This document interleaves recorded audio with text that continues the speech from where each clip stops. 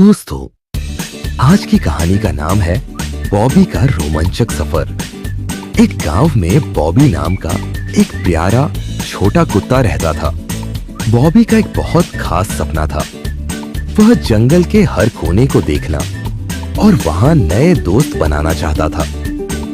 एक दिन जब सभी सो रहे थे, बॉबी चुपचाप घर से निकल गया और सीधे जंगल की ओर बढ़ गया। जंगल में प्रवेश करते ही बॉबी ने कई अद्भुत चीजें देखी।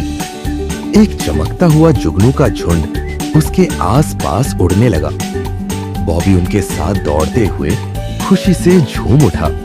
रास्ते में उसे एक खरगोश मिला। खरगोश ने उसे अपने घर पर इनवाइट किया और दोनों ने साथ में चाय नाश्ता किया। फिर वो और आगे बढ़ा। तभी अचानक एक गहरी आवाज सुनाई दी। कौन है वहां? बॉबी ने देखा कि एक विशालकाय भालू सामने खड़ा है।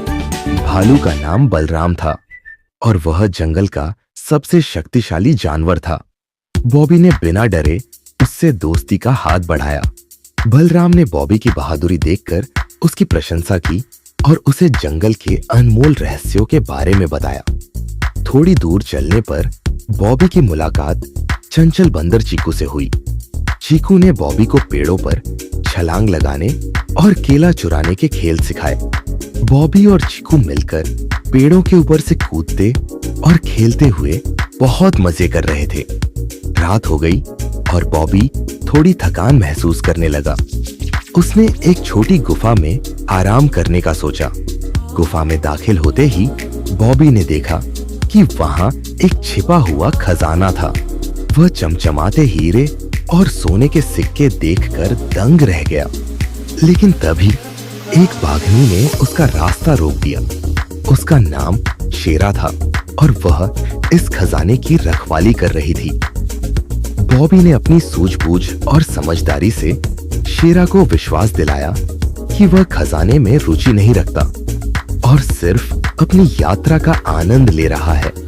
शेरा ने बॉबी की सच्चाई और ईमानदारी की कदर की और उसे जंगल के और रहस्यमय स्थानों के बारे में बताया।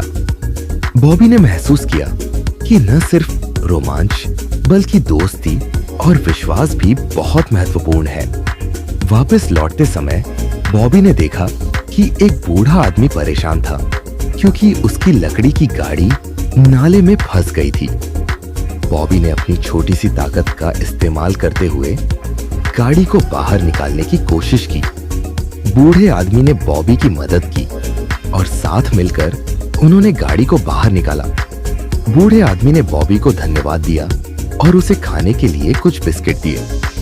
बॉबी बहुत खुश हुआ। वह समझ गया कि दूसरों की मदद करने से खुशी मिलती है। इस अद्भुत यात्रा के बाद बॉबी अपने गांव लौट आया।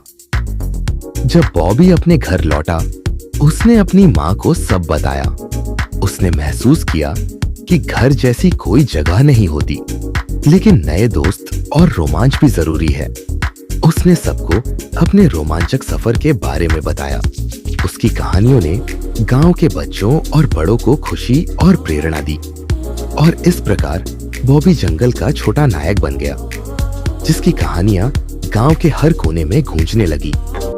तो दोस्तों, कैसी लगी आपको हमारी आज की कहानी? मुझे कमेंट करके जरूर बताइएगा। मुझे आपके कमेंट का इंतजार रहेगा। अगर आपको हमारे वीडियो पसंद आते हैं तो प्लीज हमारे चैनल को लाइक और सब्सक्राइब करना मत भूलिएगा और वीडियो को ज्यादा से ज्यादा शेयर जरूर करना। तो मिलते हैं कल फिर से एक नई इंटरेस्टिंग स्टोरी के साथ। तब तक के लिए बाय बाय, सायोनारा।